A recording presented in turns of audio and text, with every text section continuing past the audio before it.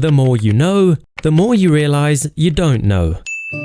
Although this is an Aristotle quote, and I'm not nearly smart enough to quote an ancient Greek philosopher, the man does have a point. You see, 7 months ago I bought a Yamaha R1 track bike and turned it back into a street bike, which needed a lot more TLC than I expected. And 2 months ago I bought a crash-damaged Honda CBR 1000RR and completely rebuilt it. You see, I've always enjoyed working on motorcycles. I've always done my own maintenance, and I've done a whole host of random jobs over the years. In fact, I've even done top-end engine rebuilds on both a 2-stroke and 4-stroke dirt bike, which at the time I considered incredibly tricky. But these two bikes took that up a notch. They weren't just a quick weekend job. They forced me to tackle multiple jobs in one go. They required me to dig into areas of a bike I'd never needed to before. And they've taught me a lot. And they've also taught me how much more there is still to learn. But no matter what, these two projects have changed the way that I work on bikes forever. So today, I'm going to share all of those lessons with you, big or small. I should warn you that I am not a qualified mechanic. Everything I have learned has either been from my father, self-taught, or from the internet. And I definitely get things wrong. But if I can inspire even just one person to learn to work on bikes, then my mission will be accomplished. So if you are an expert mechanic, this video is not intended for you. But feel free to leave your own helpful tips down in the comments so that we can all learn. Put your tools back at least once per day. Tools tend to just naturally accumulate around the area you're working. Take putting a front wheel back in, for example. You start out with just a few sockets and a ratchet that you expect to need, right? But then you just quickly need a flat screwdriver to pry the brake pads apart just to make getting the caliper back on a little bit easier. But then while the calipers are off, I may as well grab some degreaser or brake cleaner and a brush and clean all that brake dust off, right? But then the axle's been a little bit stubborn, so I quickly grabbed a mallet to persuade it. And before you know, you've got 30 tools lying around that you didn't expect to need. So I kept trying to form the habit of every morning I'd put all my tools back where they belong from the day before, even if I knew I'd use them again today. For example, try to find the 10mm socket in this mess, and no, for once it isn't lost. It takes a while to find, right? But when it's back in the case, I know it's the third smallest socket, much faster. It also helped me to figure out what tools I'd forgotten on the bike. Like now, for example, I can just glance at my tool wall and notice that my hammer is missing from where it usually hangs. And that reminds me that it's probably still in the airbox from when I was installing a new air filter, and that I should probably take it out of the airbox next time I change the air filter. It will take longer than you think. Don't rush. For example, my crash-damaged CBR steering stem had damaged threads from the accident, so it made getting this ring off very difficult. I didn't expect this to be an issue, so I assumed it would only take about 20 minutes. So 20 minutes later, when I wasn't any closer, I was pretty frustrated and started to do stupid things. I used a hammer and screwdriver to beat the stupid thing off, since I didn't have the correct C-spanner. This wouldn't have been a problem if the threads weren't damaged, since there wouldn't have been as much resistance. But since it was extremely difficult to turn with the damaged threads, and I wanted to get this quick job done as soon as possible, I just hit it as hard as I could and did more damage to the ring than was necessary. So from then on, I planned to do fewer jobs within a day so that even if it went badly, I still had enough time to finish the job. And if I happened to complete more tasks within a day than I'd planned, it was a nice bonus. It's impossible to plan perfectly, but this stopped me from doing completely stupid things just to get a job done. Take the time to buy the right tool for the job. Sticking with the steering stem with damaged threads, here's another lesson I constantly learn about time. Instead of spending 60 minutes trying to get the wrong tool for the job to work, rather spend 60 minutes going to buy the correct tool. If I'd just gone to buy a C-spanner in this instance, it would probably have taken the same amount of time as it did to beat it off with a hammer. But I would have done less damage, and that is often the case for the wrong tool. Sometimes you can loosen a 6mm nut with a 7mm wrench, but it will damage the nut. And getting a strip nut off always takes longer than just going to buy a 6mm wrench. Sometimes it also just makes the job more pleasant. The headers on my R1, for example, require an 8mm Allen key to remove the nuts on them. Now, there are only 8 of them, but they're kind of hard to reach. So instead of spending half an hour repositioning an Allen key 3,000 times to get them off, I spent that time going to buy an 8mm Allen key socket. Then I could put that on an extension and remove them with a ratchet within a few minutes. A much better use of time, and it's gonna come in handy in the future. Protection is only important when it's too late. The other day I disconnected a fuel line and it squirted fuel straight in my eye. I've also gotten sparks in my eye from an angle grinder. So you would think that I'd finally bought some eye protection, right? But I haven't. I have, however, left my motocross goggles out so that they're easy to grab when I need them, and it's better than nothing.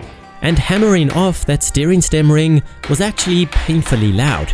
Even my Apple Watch warned me that it was a loud environment. Luckily that day I had earphones that I could put in, which saved me from a headache, but this is an area that I need to improve. I always assume that these freak accidents won't happen to me. And I know a lot of people are worried about looking silly if they do wear protection, especially in a YouTube video. But when you do get fuel in your eye, the panic of potentially being blinded is pretty scary, and it's easily avoidable. Replace stripped bolts as you go. Future you will be grateful. The worst screws on a motorcycle, in my opinion, have got to be airbox screws, because they always seem to be stripped. I know someone is going to tell me how that wouldn't be an issue if I had a proper JIS screwdriver, because they're JIS screws, but in 2024 or even 2018 when this bike was built, there should never have been a screw on it in the first place, in my opinion. With second-hand bikes, you're never the first person to open the airbox either, and the last guy always managed to strip the screws. But my toxic trait is thinking that I can get away with using those screws just one more time before replacing them, because that is faster than going to buy replacements right now. But all that's doing is meaning that next time I'm going to struggle even more and waste even more time. And this goes for all bolts on a bike. Replacing worn bolts was something I was pretty good at doing on my R1, and it's made any maintenance since then a lot easier. If a tool costs the same as a mechanic, buy the tool. Take suspension for example. I figured buying all the tools I needed to rebuild my own forks would cost about the same as the labor to have a professional shop do it. Unfortunately, that didn't work out for me since my forks were banana shaped, but the theory is good. If you need a fork seal replaced, for example, and you don't know how to do it, get a quote from a bike shop to do it for you. But at the same time, do some research as to what tools you would need to do the job yourself. And if those tools are in the same ballpark price-wise, learning a new skill is far more valuable. Plus, if you need to do suspension work again in the future, you would already have the tools and save money in the long run. Clean as you go. Between road grime, chain lube and brake dust, bikes can get really dirty in hard-to-reach places. Places you can't easily access on a usual wash. So whenever you work on your bike, take the chance to clean as you go. If your brake calipers are off or your wheels are out, take the chance to clean out your brake calipers. If your front sprocket cover is off because you're changing your chain and sprockets, clean out the cover while it's off the bike. And even if your swing arm is out for some strange reason, take the opportunity to clean the back of your engine where you can't often get to easily. This often helped me to see damage on parts, or just to see how parts line up together. And even cleaning the threads on a bolt, for example, can help it go in easier and reduce friction, making torque specs more accurate. But most importantly, it just helps with the OCD. Listen to your bolts. Have you ever started threading a bolt and it's going well, and then suddenly it gets a little tight, but it's still got a long way to go? Sometimes you can use just a little bit more force and it overcomes this. But most of the time it just gets tighter and tighter and ends up damaging the threads. I learned this the hard way on the Honda, and after spending more time and money fixing the threads, it scared me into finding a better solution for the future. That solution was a tap. Well, the correct method would actually be a thread chaser, I believe, but taps have worked pretty well for me in the past.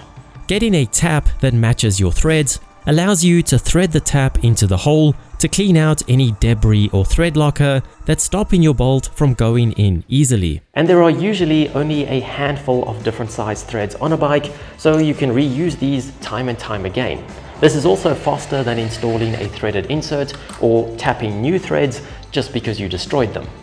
Play on your phone. Your phone may as well have a spot on your tool wall because it can be very handy. The first way is the camera. For example, when I had to rebuild the headlight assembly on my R1, I was sure I'd forget how it goes together. And when I swapped out the subframe on my CBR, there were a million wires, each with a correct routing.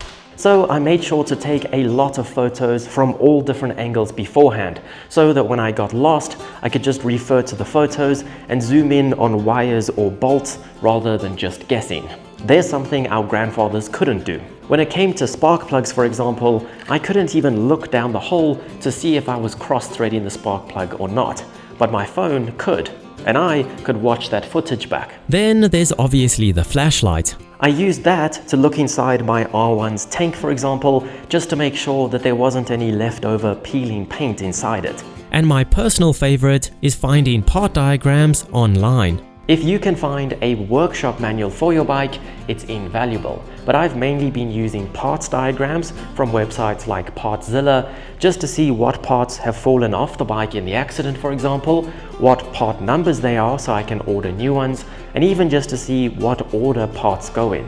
It saved me from a lot of mess ups. Use new tools. My dad recently bought a project bike as well, and this is actually his tip. Some of his tools are probably almost 30 years old, and eventually stuff just wears out. Allen keys, for example, can round out, and wrenches can go up in sizes as material wears away, and both of these can damage bolts. And drill bits can just get dull, for example. It's probably not something you need to worry about if you're 100 grand in debt on Snap-on tools, but it is a good thing to be aware of. Don't be shy to ask for advice. As scary as it was when my CBR wouldn't crank because there was oil in the cylinders, it was fun to learn something new. I knew this was a possibility, but I didn't really understand how it could happen. So I immediately spoke to my dad because he has a lot more experience than I do. It was just as worrying when my R1 kept cutting out on track. I had the opportunity to ask the guy that runs the race shop at the track and races an R1 about this issue on the same day it happened, and he pointed me in the direction of a fuel pump issue, which was exactly what it turned out to be. This would have taken me a lot longer to diagnose by myself. And when it came to a crash-damaged bike with bent forks, I thought the forks were the extent of the damage. But I got to chatting with my local motorcycle breaker, and he warned me of things like the steering stem being damaged, the front wheel having a wobble to it, and countless other things that did end up being a reality. What this did teach me was that admitting that you don't know everything and asking someone that is far more experienced than yourself is invaluable. And fellow bikers are usually keen to help. Just be warned that despite what a YouTube comment section might have you believe, they don't know everything. I'm sure I've learned a lot more that I haven't even realized yet, or that I can't even put into words. But if I had started following these practices 10 years ago, I'd be a much better mechanic today. But anyway, let me know what lessons you have learned over the years that have made you a better mechanic, and I'll see you on the next ride.